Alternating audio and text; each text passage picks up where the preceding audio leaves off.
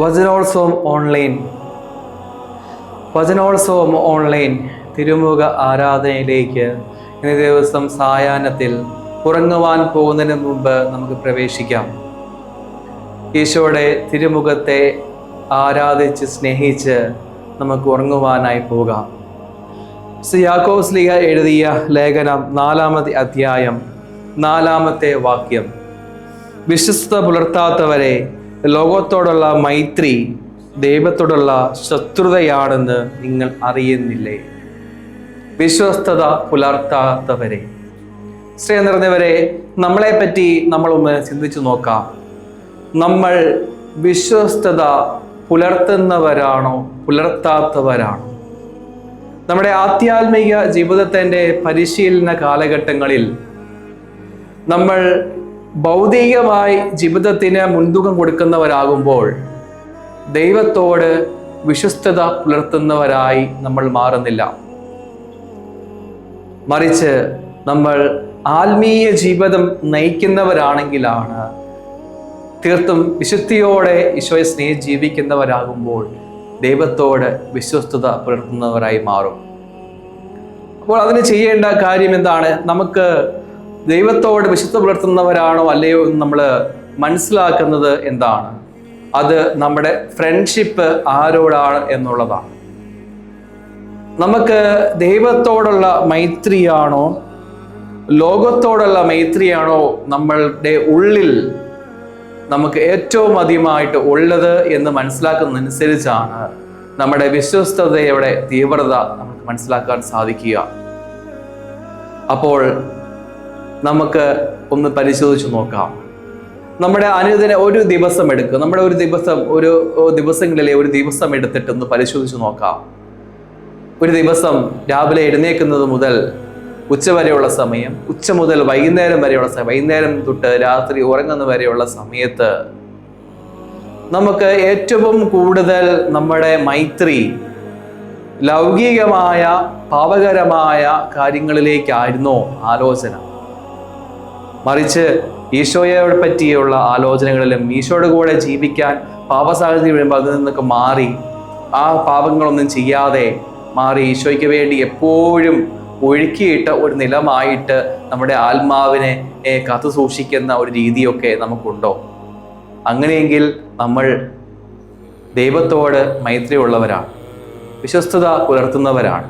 അല്ല എങ്കിൽ നമ്മൾ ലോകത്തോട് മൈത്രിയുള്ളവരാണ്, പിശാചിൻ്റെ കൂട്ടുകാരാണ്. അപ്പോൾ നമുക്ക് ആ തിരിച്ചറിവുണ്ടാവട്ടെ. നമ്മൾ വിശ്വസ്തത പുലർത്തുന്നവരാണോ? അതെങ്ങനെ തിരിച്ചറിയാൻ സാധിക്കും? എൻ്റെ മൈത്രി എങ്ങോട്ടാണ് എന്നനുസരിച്ചാണ്. ദൈവത്തോട് മൈത്രി പുലർത്തുവാൻ നമുക്ക് സാധിക്കട്ടെ. ലോകത്തോടുള്ള മൈത്രി നമുക്ക് ഉപേക്ഷിക്കാം. ഒരു ഗാനത്തിൻ്റെ ഇരടിയോട് ചേർന്ന് ഈശോയോട് പ്രാർത്ഥിക്കാം: ഈശോയെ, അങ്ങയെ ഞങ്ങൾ സ്നേഹിക്കുന്നു. ലോകത്തോടുള്ള മൈത്രി കുറയ്ക്കുവാനും ദൈവമേ അങ്ങയോടുള്ള വിശ്വസ്തത വളർത്തുവാനും അങ്ങയോടുള്ള മൈത്രിയിലായിരിക്കുവാൻ കൃപ തരണമേ. അങ്ങയായിട്ടുള്ള ഫ്രണ്ട്ഷിപ്പ് വളർത്തുവാൻ കൃപ തരണമേ. ഗാനത്തിൻ്റെ ഇരടിയോട് ചേർന്ന് ഈ കൃപയ്ക്ക് വേണ്ടി നമുക്ക് പ്രാർത്ഥിക്കാം.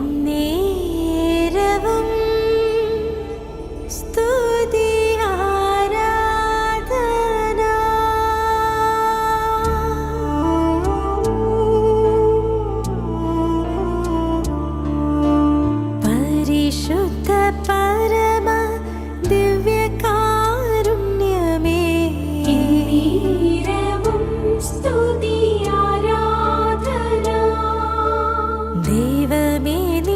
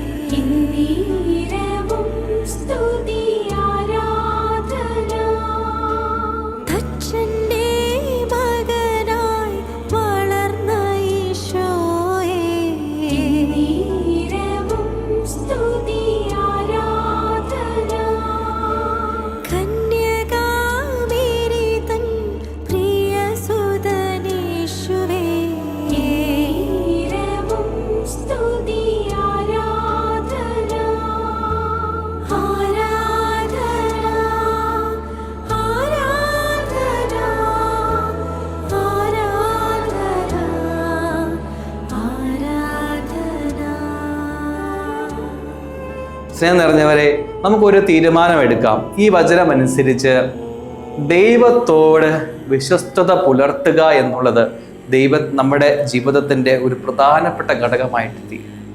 ആരോടെങ്കിലും സംസാരിക്കുമ്പോൾ, ഓരോ പ്രവർത്തികൾ ചെയ്യുമ്പോൾ, തീരുമാനമെടുക്കുമ്പോഴൊക്കെ നമ്മുടെ ഉള്ളിൽ ദൈവത്തോടുള്ള വിശ്വസ്തതയുണ്ടാവണം. ദൈവത്തിന് വിശ്വസ്തനായിട്ട് ജീവിക്കുന്ന ഒരു വ്യക്തിയായിട്ട് മാറുവാൻ ഉള്ള കൃപ തരണമേ എന്ന് ഈശോയോട് നമുക്ക് പ്രാർത്ഥിക്കാം. ഈശോയുടെ ആശീർവാദം നമുക്ക് സ്വീകരിക്കാം.